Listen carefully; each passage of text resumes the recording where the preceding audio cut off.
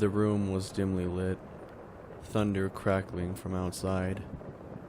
The rain oozed down the window, the silhouettes of the droplets writhing down Miss Karen. She leaned back in her chair, facing the wall to Michael's left, and carefully reading over the book she had given him last Saturday, examining what he had filled in for each question. Michael waited nervously, tapping his knees. After a while, Miss Karen placed the green book on her lap and turned to Michael. "How often do you see these monsters, Michael?" Michael gulped. "Every night? Every day? Nightmares are only bad dreams. They cannot hurt you." Michael shook his head.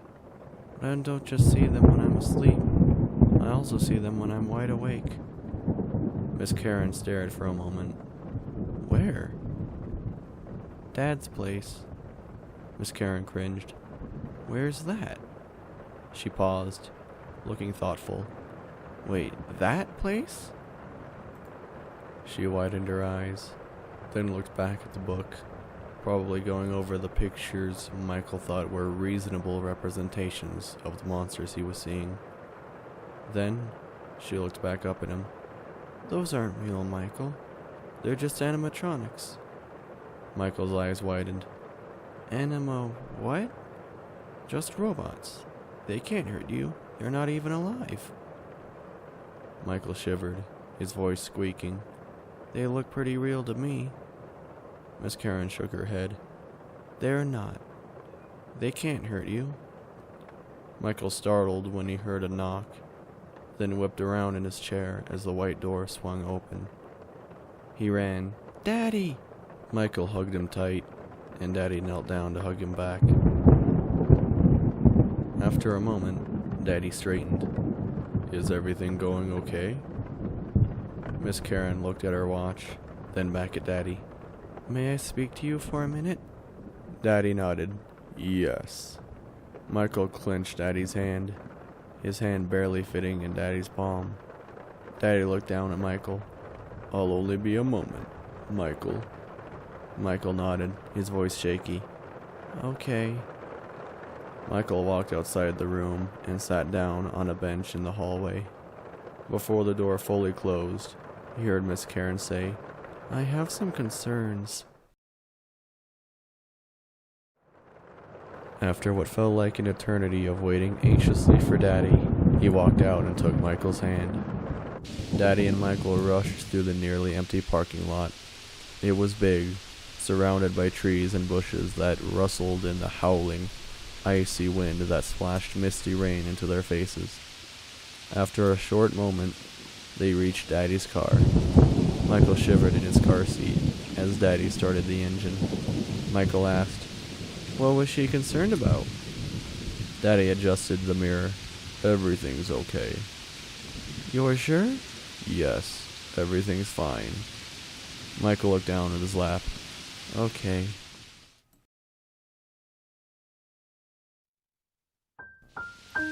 Daddy walked Michael inside. The house stood high above the trees, smoke bubbling from the chimney, light spilling out of the windows. Outside was a well, and a shed where Daddy worked while he was at home. He usually didn't spend much of his free time with Michael. Daddy walked Michael inside, but Michael walked himself to his room. In the hallway leading to his room, and Elizabeth's, stood a grandfather clock with a golden teddy bear atop it. Michael watched it as he walked by, certain that its eyes were following him.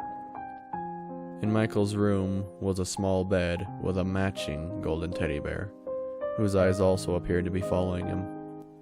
There was a small nightstand and closet. The whole room was in bright neon colors. In the far corner were Michael's favorite stuffed animals, modeled after robots Daddy hadn't finished yet.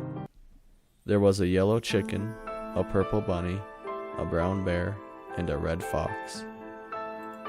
Michael squinted his eyes at the fox, realizing his head was missing. Just then, Michael heard a voice behind him. "Roar!" Michael whipped around to see one of the monsters emerging from under his bed.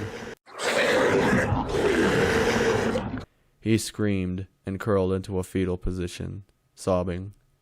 Then he heard laughing. He opened one eye and saw Thomas, his older brother, taking the mask off his face. Michael soon realized the mask was actually the head to his oversized stuffed animal. He closed his eye again and continued to weep, soaking his hands with his tears. When he opened his eyes again, he saw Elizabeth, his twin sister, running in from the doorway. As she was half Thomas's size, her punch had no effect on him. "Don't scare him!" Thomas only laughed harder as Elizabeth dashed to Michael. He shook his head. "You're such babies. Grow up." He threw the head on the floor and strolled out of the room. Elizabeth knelt down and stared at Michael. "Are you okay?" Michael sat up and hugged her tightly. She hugged back.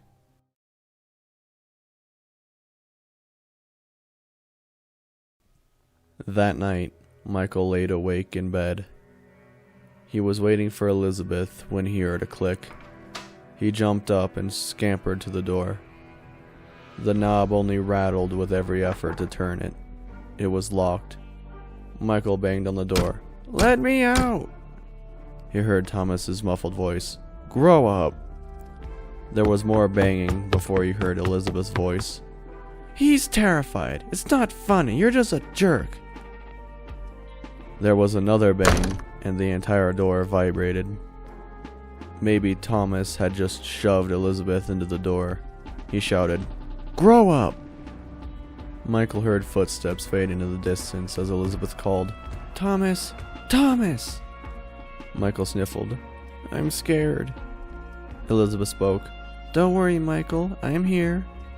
Michael saw her poke her hand through the small crevice between the door and the blue carpet. Michael took it and squeezed tightly. Elizabeth said, "I'll be right here, Michael, okay? I promise I'm not going anywhere." Keeping his grip on Elizabeth's hand, he laid down, wiping tears from his eyes. "Okay." He started crying. Elizabeth blurted, "It's okay, Michael." She tried telling him a story about rainbows and unicorns, but it didn't calm him. He cried himself to sleep.